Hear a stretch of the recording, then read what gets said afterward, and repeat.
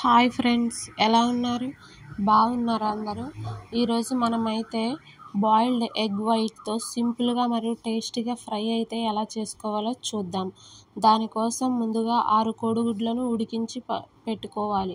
కోడిగుడ్లోని చందమామను తీసి మిగిలిన కోడిగుడ్డును చిన్న చిన్న ముక్కలుగా కట్ చేసి వీడియోలో చూపించిన విధంగా కట్ చేసి పక్కన పెట్టుకోవాలి. తర్వాత 3 ఉల్లిపాయలను తీసుకోవాలి. ఉల్లిపాయ ముక్కలు సన్నగా తరగాలి. ఎందుకంటే ఉల్లిపాయ ముక్కలు త్వరగా ఫ్రై అవ్వాలంటే సన్నగా తరిగి వీడియోలో చూపించిన విధంగా పక్కన పెట్టుకోవాలి. తర్వాత 4 పచ్చిమిర్చిని తీసుకొని వాటిని కూడా చిన్న ముక్కలుగా కట్ చేసి పక్కన పెట్టుకోవాలి. తర్వాత స్టవ్ వెలిగించి కళాయి పెట్టి ఆయిల్ వేసుకోవాలి. ఆయిల్ కాస్త వేడి అయిన తర్వాత ఆయిల్ని మరీ వేడి చేసుకోకూడదు.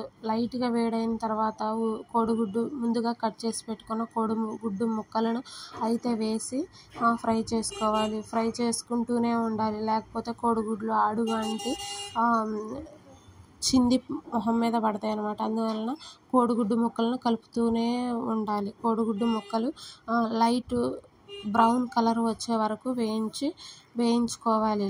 లైట్ బ్రౌన్ కలర్ వచ్చిన తర్వాత కోడిగుడ్డు ముక్కలను తీసి పక్కన పెట్టుకోవాలి. తర్వాత అదే ఆయిల్లో ఒక ఎండుమిర్చి, జీలకర్ర, తాలింపు గింజలు వేసుకోవాలి.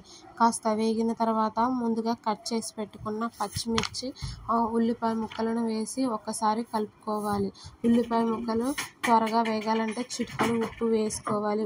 చిటికెడు ఉల్లిపాయ ముక్కలు వేగిన తర్వాత ఒక రెమ్మ కరివేపాకు వేసి కొంచెం బాగా వేగనివ్వాలి. ఆ తర్వాత తగినంత ఉప్పు, రుచికి సరిపడా కారం, చిటికెడు పసుపు వేసి బాగా ఫ్రై చేసుకోవాలి. తర్వాత ముందుగా ఆయిల్లో ఫ్రై చేసి పెట్టుకున్న కోడిగుడ్డు ముక్కలను అయితే వేసి కోడిగుడ్డు ముక్కలకు ఉప్పు, కారం పట్టే వరకు 2 నిమిషాలు వేయించుకోవాలి. తర్వాత 1/2 టేబుల్ స్పూన్ అల్లం వెల్లుల్లి పేస్ట్ వేసి అంతా కలిసే వరకు కలుపుకొని 2 నిమిషాలు అలాగే సిమ్లో పెట్టి ఉంచాలి. అంతే, బాయిల్డ్ ఎగ్ వైట్ ఫ్రై అయితే రెడీ అయిపోతుంది. వీడియో నచ్చితే లైక్ చేయండి, సబ్స్క్రైబ్ చేయండి. Bye friends.